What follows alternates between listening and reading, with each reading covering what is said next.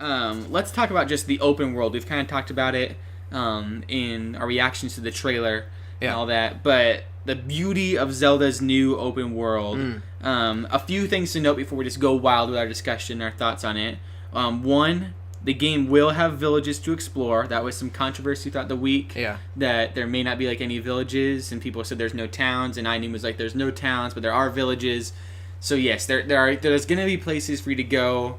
There's going to be NPCs, non-playable characters, that roam the area, but they were turned off for the sake of the demo, so there won't be any spoilers, and also they're going to be somewhat sparse because, as you can kind of tell, this is very much so Hyrule in its primitive state.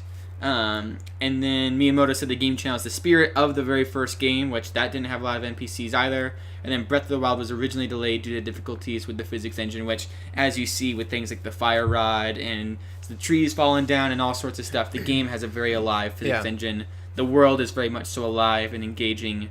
And so there's that. So I feel like maybe I should probably also mention that Anuma did comment about how some people have said some areas feel empty, maybe a little bit, and that was intentional. He said that it was there's little some pockets areas of emptiness. Pockets of emptiness. Yeah, that's right.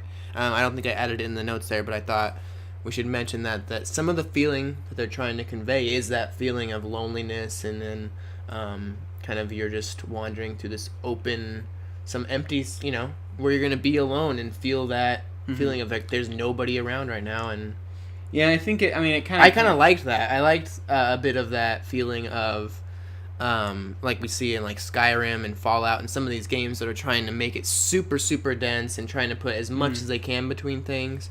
I feel like sometimes it's nice. I liked it. It gives me a bit of a almost Oblivion feel. Going back to like the Oblivion in it was like Cyrodiil. It was just very open for. It was very much a similar to this world that we're getting. Or even Elder Scrolls Online when you explore Cyrodiil, like there's just moments there where like you're just wandering and wandering. Yeah, and there's nothing really. And then an enemy does pop up, or in Cyrodiil on Elder Scrolls Online, it's a real person. It's like, whoa, like here we go. Yeah. And I feel like that's kind of the same here, like where you're wandering through the open world, and all of a sudden there's a rock boss. Just all of a sudden, and it's just like it just kind of interrupts and halts your exploration, but in a perfect way where there's that payoff now, where it's like now. Well, also it's kind of annoying too when because I like that about Oblivion maybe versus Skyrim, how in Oblivion you would wander around for quite a bit until you'd run into an enemy, but in Skyrim it was like wolves every turn, and then it was like a dragon coming, and then it was like, man, just going out anywhere, it was just complete danger. And even in Fallout 4 it's that way to some degree. I kind of like that sense of, you can make it safely to your next location, or there's that potential to complete disaster to happen, or you could take this route. There's a lot of chance. And I think also a lot of the complaints of the game being empty were from people watching the game. Right. I think the pacing when you're actually playing it doesn't feel nearly as like slow-paced or empty. And also, like I said, you can choose so much in this game that I think that those, like you said, it's pockets of emptiness. I think that you could be like, well, I want to go to where the action is, and you can always constantly go to where the action is if you. I'm going to spend a day in this game now just hunting boars. Yeah. Getting stakes gathered. Yeah, that's what I do in a lot of these open world games. Like even Fallout 4, I've been going back into recently, and a lot of it's just like, I just go back to my home in Diamond City and I go out hunting, come back, cook the meat, maybe sell a few of it. That's the thing again, though. Is sometimes when I want to go out hunting and like Fallout, or go out and gather just resources, get a bunch of adhesive and all that. Yeah. You get attacked by raiders, and it in a sense like that, it like reinforces that the game, like, this is a dangerous world. But with Breath of the Wild, where it's supposed to be, you're just out in the wilderness by yourself. It's gonna be really nice. There's not gonna be constant threats and stuff. That it's gonna be kind of more, not like of a baby's first, open world and stuff, but more of like an easy going open world.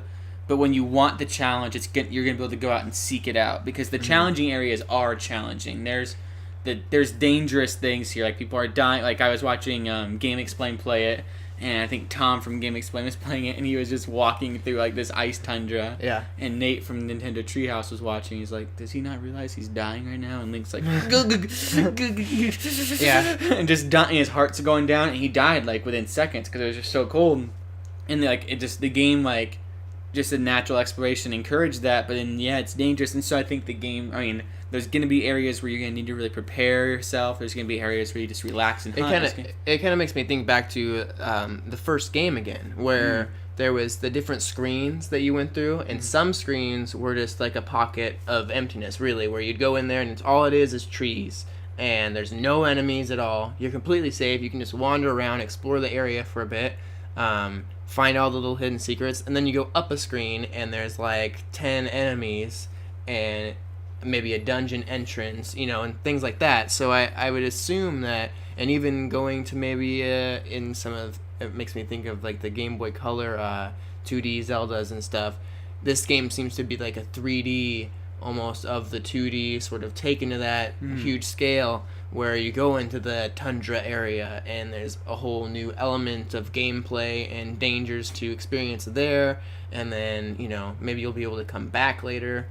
I think it's a lot of elements like that are going to make this game, and I'm really excited to play it, because it's going to be absolutely insane, because it's all those Zelda things mixed in with some of these Western elements, like I think predicted a bit that it was going to be. Very much. The nice thing is, I think they took it to an extreme further than we were predicting. Yeah, I was expecting Far Cry Zelda or Zelda Far Cry, and it seemed that they took the best elements of all those games, melded them together, and then added in their Nintendo charm and accessibility that made it like, this is perfect. This is exactly what we needed. And it's an open world game that I'm looking forward to, along a game like Horizon. And I'm looking forward to this one for a whole different way, where Horizon's awesome in this open world, because that's a game that's being compared to a lot now. Like, even like Kind of Funny, we look at them a lot for video game discussion, and they gave their game of the show to Horizon. But like Tim Geddes, who's kind of their resident Nintendo fan, he was very much so considering Zelda, but then was like, no, I'm gonna give it to Horizon.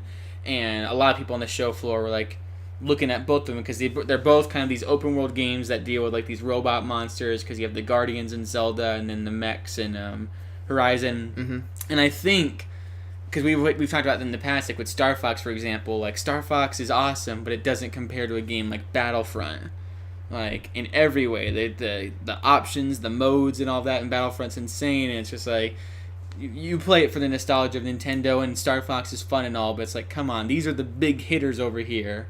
And Zelda, like Breath of the Wild, seems to stand on par with these modern open worlds. Like, it's in, especially the NX version with its visual upgrades. At that, because that's probably the one like con against it right now, as people say it's a little dull and stuff in the visual department, little polygonal and all that and stuff, which won't go away with the NX. But I mean, it'll have its own charm, kind of like the Last Guardian's kind of going for too, like that. The art style will prevail, and I think this game, like with its open world, surprisingly is going to be able to stand on its own 2 feet and really be like, this is an open world game alongside Fallout, alongside Elder Scrolls, alongside Horizon, and alongside even The Witcher, as far as content, stuff to do, and maybe not necessarily narrative, but I mean, it's gonna do what it does best. Because I think like with The Witcher, for example, that is so narrative heavy, and we've talked about that in the past, and Fallout is so decision heavy, and Elder Scrolls is so fantasy heavy, and Zelda will have its puzzle twist, which kind of leads us into the next snippet with discussing